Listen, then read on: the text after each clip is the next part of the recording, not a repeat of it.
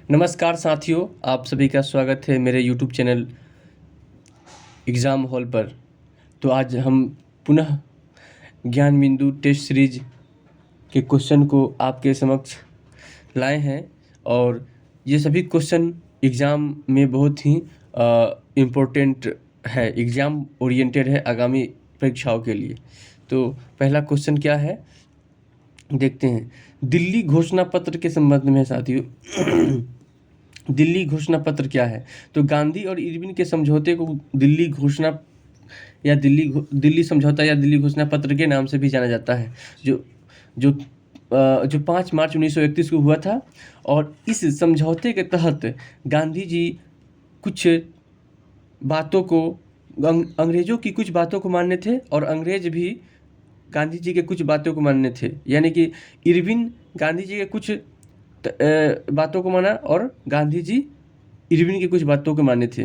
तो इसके तहत कहा गया कि कांग्रेस द्वितीय गोलमेज सम्मेलन में भाग लेगा और सविनय अवज्ञा आंदोलन को स्थगित करेगा। ये सभी बातें गांधी इरविन समझौते में कही गई थी। उसी के समय इसमें गोलमेज सम्मेलन में भाग लेने की गांधी शर्त को शामिल की गई थी और भारत को डोमिनियन स्टेट्स की दर्जा देने की बात कही गई थी। अगला क्वेश्चन है साथियों कि भारत छोड़ो आंदोलन के संबंध में बताना है। जैसे कि आप जानते हैं कि भारत छोड़ो आंदोलन क्रिप्स मिशन की असफलता के बाद शुरू हुआ था। 9 अगस्त 1942 को शुरू हुआ था और भारत छोड़ो आंदोलन एक ऐसा आंदोलन था जो कि आज़ादी की अंतिम दौर में शुरू होने वाला आंदोलन था। इस समय गांधी जी करो या मरो का नारा दिए थे, डू एंड डाई का नारा दिए थे और देश में जगह जगह पर समानांतर सरकारें स्थापित हो रही थी। जैसे सतारा में समानांतर सरकार की स्थापना हुई थी जो सबसे अधिक समय तक चली थी। और भारत छोड़ो आंदोलन के समय ही देश के सभी नेताओं ने अधिकतर नेताओं को गिरफ्तार कर जेल में बंद कर दिया गया था और उस दौरान भूमिगत होकर स्वतंत्रता सेनानियों ने इस आंदोलन का नेतृत्व किया। और जैसे आप जानते ही हैं कि जयप्रकाश नारायण ये भूमिगत होकर इस आंदोलन की गतिविधियों में भाग लिए थे। उषा मेहता भूमिगत होकर के ही रेडियो संचार के माध्यम से देश क्रांतिकारी गतिविधियों के अपने मैसेज को पहुंचाते थे। नेपाल में जाकर के लोगों ने इस आंदोलन को समर्थन दिया। तो भारत छोड़ो आंदोलन के संबंध में यही कहा जाता है कि यह आंदोलन 9 अगस्त 1942 को शुरू हुआ था और यह क्रिप्स मिशन के असफलता पर शुरू हुआ था। भारत छोड़ो आंदोलन के नेतृत्वकर्ता जो है कि महात्मा गांधी जी थे और इस समय सरोजिनी नायडू, उषा मेहता, इन सभी नेताओं ने इसमें बढ़ चढ़ कर हिस्सा लिया था और सहयोग किया था। आगे है साथियों खिलाफत आंदोलन के संबंध में। खिलाफत आंदोलन शुरू करने का मेन मकसद था कि मुस्लिम धर्म के पैगंबर मोहम्मद साहब के उत्तराधिकारी जो खलीफा कहलाए, उनको प्रथम विश्व युद्ध में के बाद अंग्रेज़ों ने खलीफा के पद को समाप्त कर दिया और खलीफा के पद के बारे में अपमानित बयान देने लगा, जिसके कारण दुनिया भर के मुसलमानों ने इसका विरोध किया और अंग्रेजी सत्ता का खिलाफ किया। इसी के दौरान भारत के मुसलमानों ने अंग्रेज़ों के इस काम को बढ़ चढ़कर विरोध किया और एक आंदोलन चलाया जिसे खिलाफत आंदोलन कहते हैं। इस खिलाफत आंदोलन में गांधी जी हिंदू मुस्लिम एकता का अवसर देखा और इस खिलाफत आंदोलन का समर्थन किया। तो गांधी जी खिलाफत आंदोलन के पूर्णतः समर्थक थे, लेकिन बाल गंगाधर तिलक इस आंदोलन के विरोधी थे। अगला है साथियों कांग्रेस ने साइमन कमीशन का बहिष्कार किया। तो सही बात है, कांग्रेस ने साइमन कमीशन का बहिष्कार किया था क्योंकि साइमन कमीशन एक ऐसा कमेटी था जो 7 सदस्यीय कमेटी था, लेकिन इसमें एक भी भारतीय सदस्य नहीं थे। इसमें एक भी भारतीय सदस्य नहीं होने के लिए इसका विरोध किया गया और इरविन ने ही कहा था कि इसमें एक भी भारतीय सदस्य नहीं हो।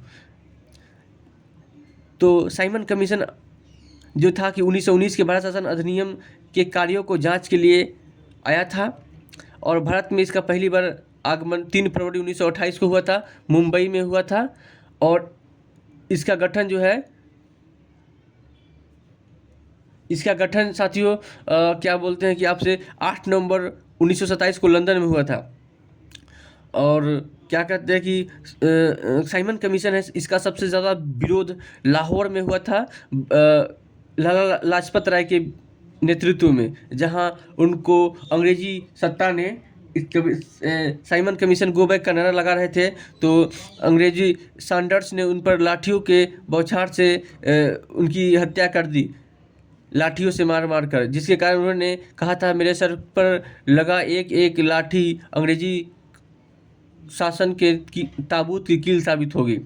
उसके बाद आते हैं स्थानीय स्वशासन के जनक लॉर्ड रिपन को कहा जाता है, और लॉर्ड रिपन का कार्यकाल साथियों 1880 से 1884 के बीच में रहा है। लॉर्ड रिपन भारत के लोकप्रिय वायसराय भी कहे जाते हैं, ठीक है। उसके बाद सांप्रदायिक निर्वाचन के जनक लॉर्ड मिंटो को कहा जाता है। प्रेस मुक्तिदाता को मेटकॉफ है, ये प्रेस मुक्तिदाता कहा जाता है मेटकॉफ को, क्योंकि मेटकॉफ ने भारतीय प्रेस पर लगे सभी प्रतिबंधों को समाप्त कर दिया था, इसलिए इन्हें प्रेस की मुक्तिदाता कहा जाता है। अब आते हैं साथियों अगला क्वेश्चन पर। अगला क्वेश्चन क्या है कि कनिष्क से संबंधित है। कनिष्क ने 78 ईस्वी में शक संवत शुरू किया था। कनिष्क कुषाण वंश से संबंधित था और कुषाण वंश के संस्थापक कुजल कैटफिशस थे। उसके बाद भारतीय रंगमंच में यौनी या यौनिका, जो कि पर्दा भी कहा जाता है, यह यूनान से लिया गया है। रुद्रदामन प्रथम जो थे काव्य शैली का प्रारंभ किए थे लेखनी में। हर्षवर्धन का कार्यकाल 606 से 647 ईस्वी तक था। हर्षवर्धन का कार्यकाल 606 से 647 ईस्वी तक था। और हर्षवर्धन जो था ना साथियों, वे हर्षवर्धन के कार्यकाल में वेनसांग आए थे, जिनको यात्रियों का राजकुमार कहा जाता है। और वेनसांग जो थे क्या कहते हैं इसको, बौद्ध धर्म का क्या कहा जाता है, बौद्ध धर्म के महायान शाखा का समर्थक करता था। उसके बाद आते हैं साथियों संत कबीर जी के बारे में जान लेते हैं। देखिए संत कबीर जो थे निर्गुण विचारधारा के पुरोधा कवि थे या स्तंभ कवि थे। इन्होंने मूर्ति पूजा का विरोध किया है और इन्होंने गुरु नानक और इनका जन्म जो है वाराणसी में हुआ था, मृत्यु मगहर में हुआ था। और गुरु नानक जो थे गुरु नानक के समकालीन थे कबीरदास। इनकी दोहा बहुत ही महत्वपूर्ण और रोचक होते हैं, जो समाज को आईना दिखाने वाला दोहा है। इनके बारे में जरूर पढ़े आप लोग साथियों, संत कबीर जी के बारे में। हल्दी घाटी का युद्ध कब हुआ था? तो 1576 ईस्वी में हुआ था। किसके किसके बीच में हुआ था? तो अकबर और महाराणा प्रताप के बीच में हुआ था। और भील जो थे, भील जाति, वो राणा यानी महाराणा प्रताप के समर्थन में खड़े थे। और आ जाते हैं अगला क्या है, हिमाचल प्रदेश से रिलेटेड क्वेश्चन है कि हिमाचल प्रदेश में एक कुल्लू घाटी पड़ती है, जो कि शीतकाल में यहाँ हिमपात होता है। और पश्चिमी घाट हिमाचल प्रदेश में मतलब कि कुल्लू जनजाति भी पाई जाती है। और आ जाते हैं अगला क्वेश्चन में साथियों कि क्या कहते हैं कि पश्चिमी घाट और पूर्वी घाट जो है, पश्चिमी घाट पूर्वी घाट की अपेक्षा ऊंचा है और सतत है। अर्थात पश्चिमी घाट जो है साथियों लगातार है और ऊंचा है। इसी के वजह से पश्चिमी घाट से यानी पश्चिम की ओर से अधिकतर नदियाँ पूरब की ओर बहती है। और पूर्वी घाट जो है लगातार नहीं है, बीच बीच में कटा छटा है। अगला आ जाते हैं साथियों, हाँ यहाँ पे आ जाते हैं। अब क्या, हाँ यहाँ आ जाते हैं, हो गया। अब आते देखते हैं अब क्या है साथियों। अब है क्या कि ऊटी कहाँ है? तो ऊटी जो है साथियों दक्षिण भारत में एक पर्यटन स्थल है, एक हिल स्टेशन है और नीलगिरी की पहाड़ी पर स्थित है। नीलगिरी की पहाड़ी की सबसे ऊंची चोटी क्या है? दोदा बेटा है, और जो कि पश्चिमी घाट और पूर्वी घाट नीलगिरी की पहाड़ी में ही मिलती है। और नीलगिरी की पहाड़ी तमिलनाडु में पड़ता है। और नीलगिरी की पहाड़ी जो है साथियों क्या बोलते हैं कि सबसे ऊंची चोटी दोदा बेटा है, जिसकी ऊंचाई 2637 मीटर है, ठीक है। आ जाते हैं उसके बाद पूर्वी घाट की सबसे ऊंची चोटी का क्या नाम है? तो पूर्वी घाट की सबसे ऊंची चोटी हाईलाइटेड है महेंद्रगिरी, लेकिन महेंद्रगिरी से भी ऊंचा है जिंदगारा। जिंदगारा जो है महेंद्रगिरी से भी ऊंचा है, इसका 1501 मीटर हाइट है और इससे भी हाइट अधिक है जिंदगारा का। लेकिन क्वेश्चन में अधिकतर जब पूछता है तो महेंद्रगिरी का ही नाम लेता है, लेकिन महेंद्रगिरी जब ऑप्शन में नहीं हो तो जिंदगारा आंसर होगा साथियों। आ जाते हैं मानसून के बारे में। साथियों मानसून एक अरबी भाषा का शब्द है जो मानसून से बना है, और मानसून के समय भारत में या किसी कहीं भी जब वर्षा होती है तो वह सामान्य वर्षा से अत्यधिक वर्षा होती है। भारत में मानसून 4 जून से प्रवेश करती है, और मानसून जो है समुद्र के निकट वाले क्षेत्रों में अत्यधिक वर्षा कराती है, और जैसे जैसे उसकी दूरी समुद्र से बढ़ती जाती है उसमें नमी की मात्रा घटती जाती है और वर्षा की मात्रा भी घटती जाती है। तो आते हैं भारत में सबसे अधिक मानसूनी वर्षा कहाँ होता है? तो होता है ये सेवन सिस्टर के मेघालय में, चेरापूंजी के पास में। अब आते हैं क्या है, अब आते हैं राज्य और खनिज। कौन सा खनिज किस राज्य से मिलता है उसके बारे में है।